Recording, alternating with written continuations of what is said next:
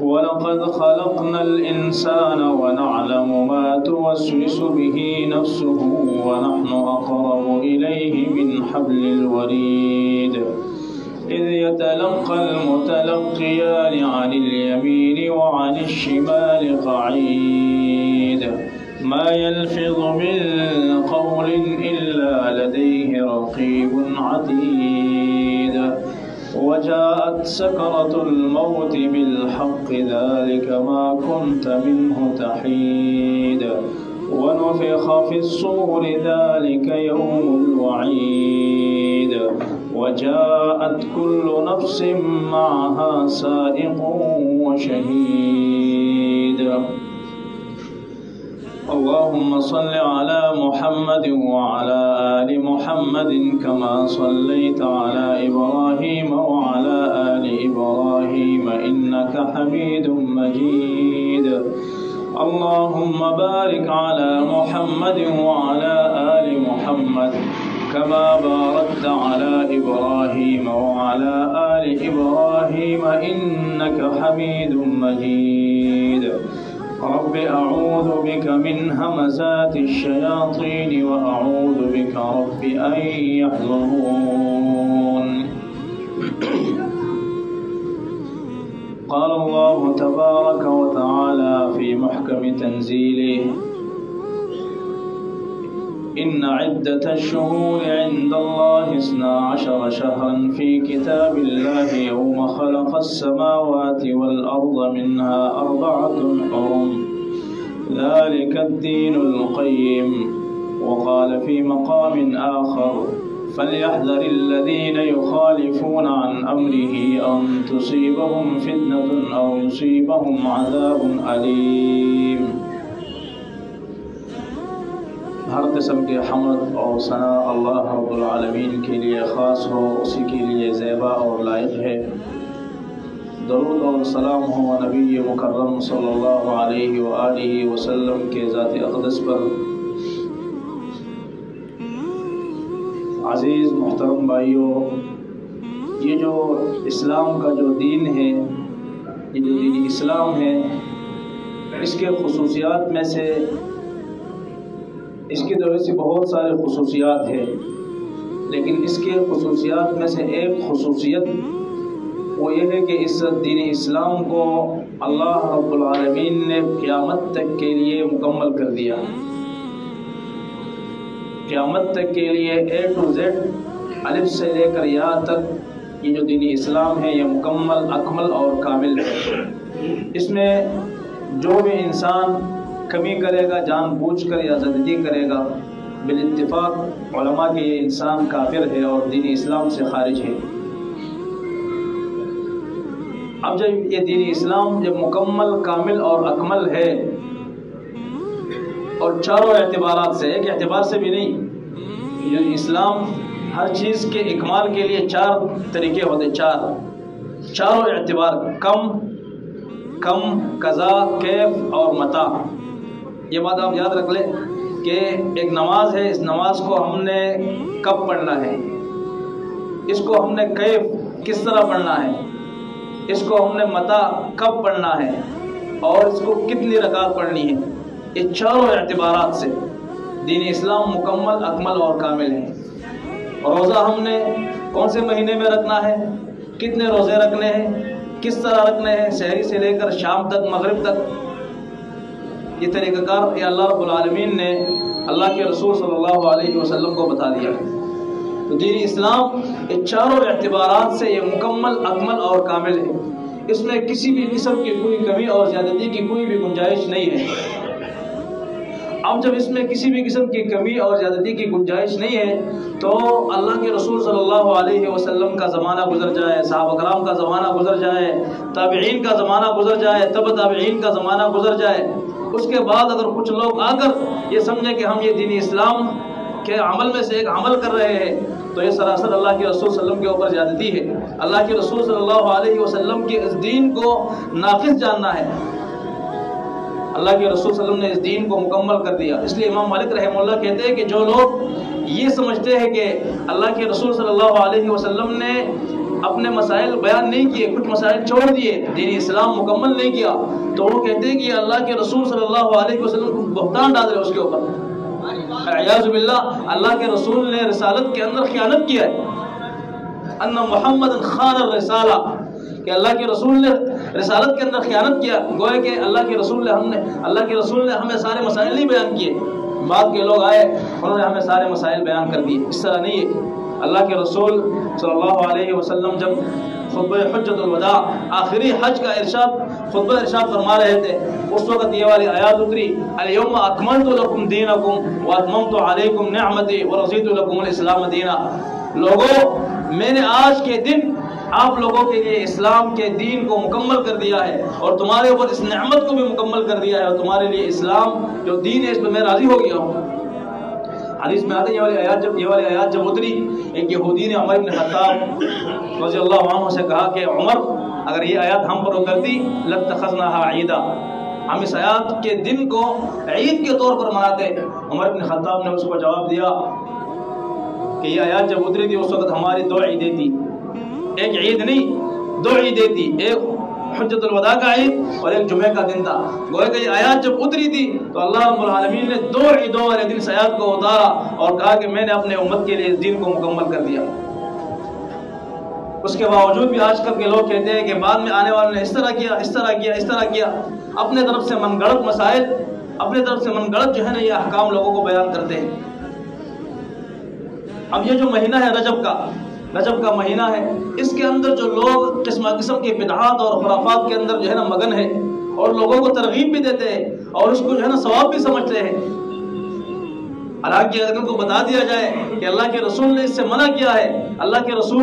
رب العالمین نے اس سے منع کیا ہے، قرآن کریم میں احادیث میں اس کے اوپر کوئی دلیل موجود نہیں ہے، اس کے باوجود بھی وہ کہتے ہیں کہ جو ہمارے امام تھے، جو اچھے لوگ تھے، کیا انہوں نے ہمیں کچھ سکھایا نہیں ہے؟ حالانکہ اس طرح نہیں ہے محترم بھائیو۔ دیکھو رجب کا جو مہینہ، اس کے اندر 5 بڑی بدعات یہ لوگ کرتے ہیں، ان 5 بدعات میں سے کسی بھی بدعات کا اس کے اوپر کوئی بھی حدیث موجود نہیں ہے۔ سب سے پہلے یہ جو رجب کا مہینہ ہے، رجب کا جو پہلا جمعہ ہے، آج کا جمعہ، پہلا عشرہ یا پہلا جمعہ مغرب اور عشاء کے درمیان یہ لوگ 12 رکعت نماز پڑھتے ہیں۔ اچھا 12 رکعت نماز پڑھتے ہیں، پھر اس 12 رکعت نماز کو 2 کر کے پڑھتے ہیں اور ہر رکعت میں 3 مرتبہ سورۃ الفاتحہ، 3 مرتبہ سورۃ القدر اور 3 مرتبہ سورۃ الاخلاص پڑھتے ہیں۔ اس کے بعد رکوع میں جا کر پھر سبوح قدوس رب الملائکۃ والروح 60 مرتبہ، سجدے میں جا کر پھر سبوح قدوس رب الملائکۃ والروح 60 مرتبہ، 2 سجدوں کے درمیان اللہم اغفر لی یا رب اغفر لی 60 مرتبہ پڑھتے۔ اچھا یہ اس نماز کو ان لوگوں نے خاص کر دیا۔ اچھا عام جو نماز ہے اس میں اللہ کے رسول کی احادیث موجود ہے کہ بھائی 2 سجدوں کے درمیان دعا پڑھا کرو، اللہم اغفر لی وارحمنی واجبرنی واہدنی وعافنی وارزقنی۔ عام جو نماز ہے فرض، اس میں دعا نہیں پڑھتے۔ عام جو فرض نماز ہے اس کے اندر سجدے میں جاتے سب اللہ اکبر سب 3 مرتبہ جو ہے نا تسبیحات مکمل نہیں کرتے اور جلدی،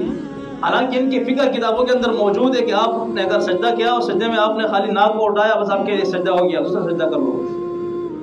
عام نماز جو مسنون نماز ہے، فرض نماز میں جس میں اللہ کے رسول صلی اللہ علیہ وسلم سے تسبیحات ثابت ہے، اس تسبیحات کو نہیں پڑھتے، 3 مرتبہ میں نہیں پڑھ سکتے۔ لیکن جو مروجہ نماز ہے جس میں اللہ کے رسول صلی اللہ علیہ وسلم میں کوئی دلیل بھی موجود نہیں ہے، اس میں 60 مرتبہ یہ پڑھ لیتے ہیں، 60 مرتبہ تسبیحات بھی پڑھ لیتے ہیں، 3 مرتبہ سورۃ الفاتحہ بھی پڑھ لیتے ہیں۔ عام نماز میں کہتے ہیں کہ بھائی اگر آپ نے امام کے پیچھے سورۃ الفاتحہ نہیں پڑھی آپ کی نماز ہو گئی۔ ہم کہتے ہیں کہ نہیں، لا صلاۃ لمن لم یقرأ بفاتحۃ الکتاب، جس انسان نے نماز میں سورۃ الفاتحہ نہیں پڑھی اس کی نماز نہیں ہوئی۔ یہ شیطان نے ان کے اعمال کو ان کے سامنے مزین کر دیا، ان کو پتہ ہے کہ جو عمل ہے بدعت والا عمل ہے، ان کے سامنے مزین کر دیا، مسنون کو چھوڑ کر بدعات کے پیچھے لگا دیا شیطان نے۔ اس پر خوش ہوتے ہیں کہ ہم جو ہے نا یہ نماز پڑھتے، 12 رکعت نماز پڑھتے، یہ ہمارے لیے جو ہے نا باعث اجر ہوگا، اس کا اتنا ثواب ہے۔ عزیز محترم بھائیو، شیخ الاسلام ابن تیمیہ رحمہ اللہ کہتے ہیں کہ اس نماز کا سرے سے کوئی بھی تعلق اسلام کے ساتھ نہیں ہے اور نہ یہ کسی احادیث میں اس نماز کا کوئی تذکرہ آیا ہے۔ ایک بدعت یہ لوگ یہ کرتے ہیں۔ دوسرا بدعت یہ لوگ کرتے ہیں کہ یہ لوگ رجب کے پہلے دن روزہ رکھتے ہیں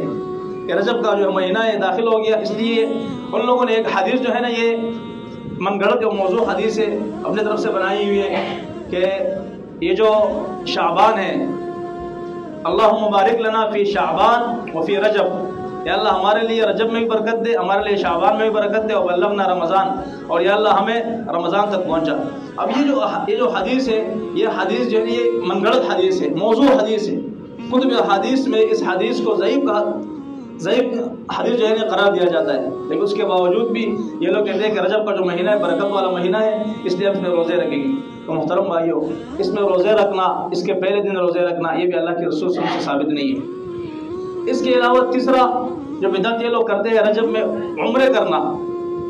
کہتے ہیں کہ رجب کا جو مہینہ ہے اس میں ثواب زیادہ ہوتا ہے، اس لیے اس میں ہم عمرے زیادہ کریں گے۔ یہ بات آپ نوٹ کر لیں، جو رجب کا مہینہ ہے اس کے اندر دو قسم کے لوگ ہیں۔ ایک وہ لوگ ہیں جو رجب کے مہینے میں شادی کرنا، نکاح کرنا، منگنی کرنا، عقیقہ کرنا اس کو نحوست سمجھتے ہیں۔ کچھ لوگ اس کو نحوست سمجھتے ہو، کہتے ہیں کہ رجب کے مہینے میں اللہ کے رسول بیمار ہوئے تھے، تو اس لیے ابھی رجب کے مہینے میں اللہ کے رسول بیمار ہوئے تو اس دن اس طرح کے کام کرنا، یہ نحوست اس کو سمجھتے ہیں، اس کو بدفعلی سمجھتے ہیں۔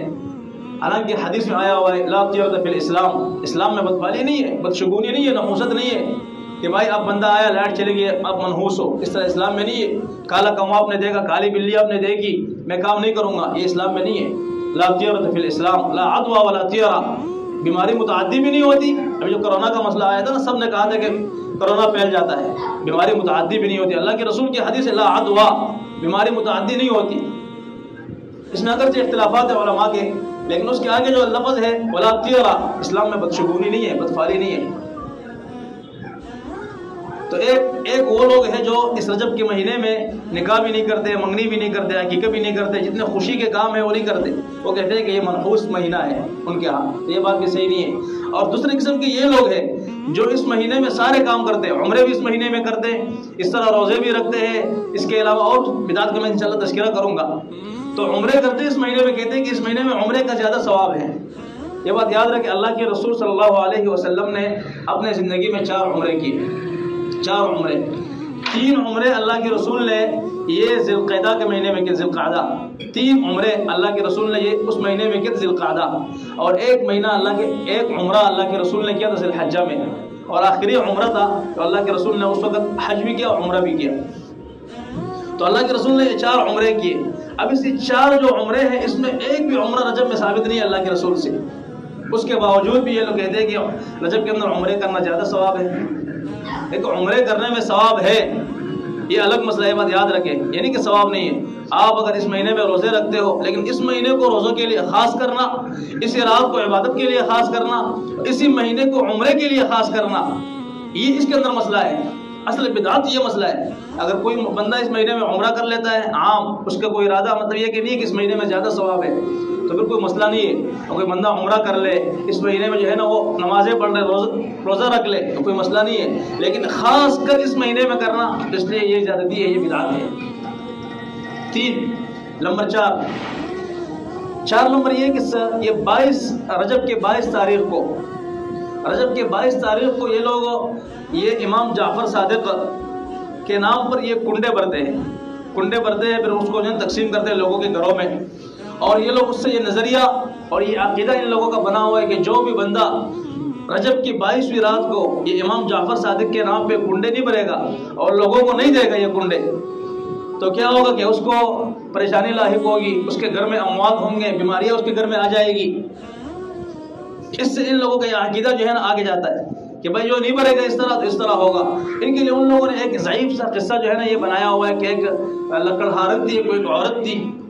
پچھلے زمانے میں، انہوں نے بڑے پریشان حال تھی، اسودہ حال تھی، بڑے اس کے گھر کے اندر فقر و فاقے تھے، تو کیا ہوا کہ اس نے امام جعفر صادق کے نام پہ کنڈے بھرے اور 22 رجب کو اس نے اس کے نام پہ کنڈے دے دیے۔ دیکھو اس میں پہلے تو یہ کہ اللہ رب العالمین کے علاوہ کسی کے نام پر چیز دینا یہ شرک ہے، بات یاد رکھو۔ اللہ کے نام کے علاوہ اگر آپ نے کسی کو ایک ماچس کی تلی بھی دی نا یہ شرک ہے۔ یہ ہمارا عقیدہ اور نظریہ اور سوچ اور فکر ہے، یہ تو کنڈے تو دور کی بات ہے، اللہ رب العالمین کے نام کے علاوہ چھوٹی سی چھوٹی چیز لینا دینا یہ شرک ہے، شرک۔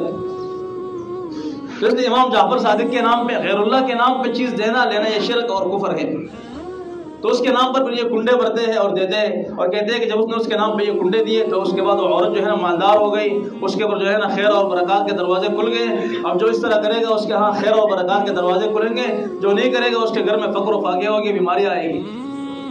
تو محترم بھائیو، اس بات کا تعلق احادیث سے نہیں ہے، لیکن ایک بات یاد رکھے، جو ہمارے عام مسلمانوں کو اور سلفی اور اس کے علاوہ جو سنی مسلمان کو اس کے بات کا علم نہیں ہے کہ 22 رجب کو یہ خوشی کیوں مناتے ہیں، کیا وجہ ہے۔ 22 رجب کو امیر معاویہ رضی اللہ عنہ اس کی شہادت ہوئی تھی، اس کے شہادت کی خوشی کی وجہ سے اگرچہ انہوں نے اس کو 22 رجب امام جعفر کے کنڈوں کے نام سے تعبیر کیا ہے، لیکن اصل میں جو پیچھے اس کے اندر مسئلہ ہے وہ یہ کہ اس دن امیر معاویہ رضی اللہ عنہ اس کو وہ جو ہے نا شہید ہوئے تھے، وہ فوت ہو گئے تھے۔ اس خوشی میں جو ہے نا یہ کیا کرتے، یہ رجب کے کنڈے جو ہے نا وہ کرتے، اور پیچھے ان کا یہ نظریہ اور یہ سوچ ہے، اس پہ خوشی مناتے ہیں، اس کے فوت ہونے پر، اس کے دنیا سے جانے پر خوشی مناتے ہیں، اور نام ان لوگوں نے اس کو کنڈوں کا دیا ہوا ہے۔ حالانکہ اس کا بھی کوئی اللہ کے رسول وسلم کے احادیث سے تعلق نہیں ہے، ایک ہر طرف سے جو ہے نا یہ باطل سوچ اور باطل نظریہ اور فکر ہے۔ اس کے علاوہ آخری 27ویں رجب کو یہ لوگ کہتے ہیں کہ اللہ کے رسول صلی اللہ علیہ وسلم نے شب معراج کیا تھا۔ شب معراج جو اللہ کے رسول یہ ام ہانی کے گھر پہ تھے، بس حدیث میں آتا ہے کہ اللہ کے رسول بیت اللہ میں تھے، تو بہرحال اللہ کے رسول معراج یہ مسجد نبوی سے لے کر مسجد اقصی، اس کے بعد پھر اللہ رب العالمین نے اللہ کے رسول کو آسمانوں کی سیر کرائی، وہ اللہ کے رسول سے باتیں کی، اللہ رب العالمین سے باتیں کی، پھر نمازوں کا تحفہ لے کر آئے۔ تو وہ کہتے ہیں کہ یہ جو شب معراج ہے یہ 27 رجب کو ہوئی تھی، اسی وجہ سے وہ کیا کرتے ہیں کہ اسی رات کو پھر وہ جشن کرتے ہیں، چراغاں کرتے ہیں، خوشیاں مناتے ہیں۔ تو محترم بھائی، یہ جو معراج ہے، معراج اس کے بارے میں سبیع الرحمن مبارک پوری رحمہ اللہ، اس کے علاوہ شیخ الاسلام ابن تیمیہ رحمہ اللہ، وہ سارے اس بات کے اوپر متفق ہے۔ وہ کہتے ہیں کہ یہ جو معراج ہے، معراج کے بارے میں جتنے بھی احادیث ہے اور جتنے بھی دن کے متعلق یا مہینے کے متعلق، بعض کہتے ہیں کہ ربیع الاول میں معراج ہوا تھا، بعض کہتے ہیں کہ محرم میں معراج ہوا تھا، اور بعض لوگ کہتے ہیں کہ رجب میں ہوا تھا۔ بہرحال وہ کہتے ہیں کہ اس کے معراج کے دن کو تو چھوڑے، یہ تو دن کو تعین کرتے ہیں نا کہ بھائی معراج جو ہے نا یہ 27 رجب کو ہوا تھا۔ تو امام یہ جو سبیع الرحمن مبارک پورے رحمہ اللہ کہتے ہیں کہ یہ جو معراج ہے اس کے مہینے کا بھی تعین صحیح نہیں ہے کہ معراج کس مہینے کو ہوا تھا، اس کے بارے میں بھی اختلاف ہے کہ بھائی اس کا مہینہ تھا، محرم کا مہینہ تھا، یا ربیع الاول کا مہینہ تھا، یا رجب کا مہینہ تھا۔ ان لوگوں نے تو اس کو جو ہے 27 رجب کو خاص کر دیا کہ اللہ کے رسول صلی اللہ علیہ وسلم 27 رجب کو معراج پر گئے تھے۔ ہم کو کہتے ہیں کہ اللہ کے رسول اگر 27 رجب معراج پہ چلے بھی گئے تو چلو ہم اس کو مان لیں کہ اللہ کے رسول چلے گئے۔ تو اللہ کے رسول کے زندگی میں یہ دن، اچھا معراج یہ مکے میں ہوا، اس کے بعد اللہ کے رسول یہ مدینہ میں 10 سال رہے، اس کے بعد ابوبکر کا دور آیا، عمر کا آیا، عثمان کا آیا، علی کا آیا، معاویہ کا آیا۔ تو اللہ کے رسول نے اپنے دور میں معراج کو کیوں نہیں منایا؟ آپ کی بات اگر ہم مان لیں کہ معراج 27 رجب کو ہوا تھا تو اللہ کے رسول نے اپنے زندگی میں اس دن کو کیوں نہیں منایا؟ اللہ کے رسول نے نہیں منایا، صحابہ کرام نے نہیں منایا۔ اس لیے محترم بھائیوں، ہماری جو سوچ اور فکر ہے وہ یہ ہے کہ ہم نے جو بھی عمل کرنا ہے اپنے زندگی میں یہ اللہ کے رسول صلی اللہ علیہ وسلم کے طریقے کے اوپر ہوگا، اللہ کے رسول صلی اللہ علیہ وسلم کے اس کے اوپر اللہ کے رسول کا مہر ہوگا، اس کے اوپر وہ ثبت ہوگا تو اس پہ عمل کریں گے۔ یہ جو رجب کے اندر جتنے بھی بدعات ہیں یہ سارے کے سارے یہ سب کے سب بدعات ہیں۔ اس لیے اپنے محلے میں اپنے بچوں کو، اپنے رشتہ داروں کو اس بات کے متعلق آپ آگاہی دیجئے، ان کو بتا دیجئے کہ یہ جو اس کے اندر جتنے بھی امور ہوتے ہیں ان سب کا تعلق بدعات کے ساتھ ہے۔ اور جمعے کا جو خطبہ ہوتا ہے نا، خطبے میں خطیب ہر جمعے کو یہ کہتا ہے فَإِنَّ كُلَّ مُحْدَثَةٍ بِدْعَةٍ وَكُلَّ بِدْعَةٍ ضَلَالَةٍ، ہر بدعت گمراہی ہے، دین میں ہر ایک نیا کام یہ گمراہی ہے، یہ بدعت ہے، اور ہر بدعت ضلالت ہے، اور جو اس کو کرے گا وہ کل ضلالت فی النار، وہ آگ کے اندر جائے گا۔ ہر خطیب اس بات کو بار بار باور کرایا جاتا ہے، اس کے باوجود بھی ہمارے لوگوں کے دلوں کے اندر ایک بات بیٹھ گئی ہے، اس سے نکلتی نہیں ہے۔ حالانکہ قرآن کریم کہتا ہے فَلْيَحْذَرِ الَّذِينَ يُخَالِفُونَ عَنْ أَمْرِهِ، وہ لوگ جو اللہ کے رسول صلی اللہ علیہ وسلم کی بات کی مخالفت کرتے ہیں وہ اس بات سے ڈر جائے ان تصیبہم فتنہ یصیبہم عذاب علیم، ایسے لوگوں کو فتنہ پہنچ جائے گا یا ان کو سخت عذاب پہنچ جائے گا۔ فتنہ کیا؟ خرافات کے فتنوں کے اندر چلے گئے، بدعات کے فتنوں کے اندر چلے گئے، رسومات کے فتنوں کے اندر چلے گئے، شرک کے فتنوں کے اندر لوگ چلے گئے۔ کیوں؟ اللہ کے رسول کی بات کو نہیں مانتے۔ اللہ کے رسول کی بات کو جب ہم نہیں مانیں گے اسی فتنوں کے اندر ہم لوگ چلے جائیں گے، پھر ہمیں تمیز نہیں رہے گی اللہ کے رسول کے اس پر کوئی دلیل ہے، موجود ہے یا نہیں ہے۔ آج لوگ کیوں جو ہے نا پاکستان میں خاص کر کراچی میں شرک کے 1600 کے قریب مزارات ہیں، شرک کے बिदआत तो छोड़ दें, बिदआत तो कितनी होती है, उसकी खास वजह ये मोहतरम भाइयों कि हमने अल्लाह के रसूल की जो असल तमस्सुक था, अल्लाह के रसूल का जो असल दीन था, उसको हमने छोड़ दिया। इसलिए लोग फितनों के अंदर चले गए। और तुसीबहुम फितना, तुम्हें फितना पहुंच जाएगा, और युसीबहुम अज़ाबुन अलीम, या आप लोगों को सख्त अज़ाब पहुंच जाएगा। क़यामत के दिन जो हौज़ कौसर है, हदीस में आता है अल्लाह के रसूल सल्लल्लाहु अलैहि वसल्लम जब हौज़ कौसर के ऊपर होंगे, अल्लाह के रसूल अपने उम्मत को पानी पिला रहे होंगे। हदीस में आता है कि साहब अकराम ने अल्लाह के रसूल से पूछा, अल्लाह के रसूल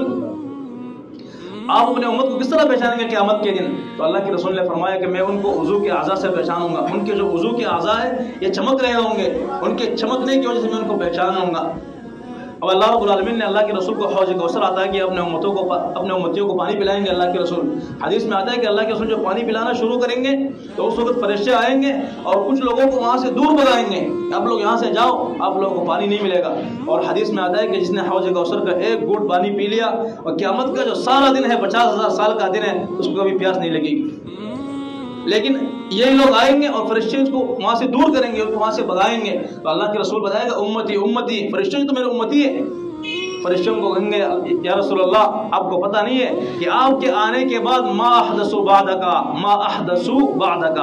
आपके आने के बाद इन्होंने दीन में बिदअतें की है। मा अहदसु बादक, आप जब दुनिया से आए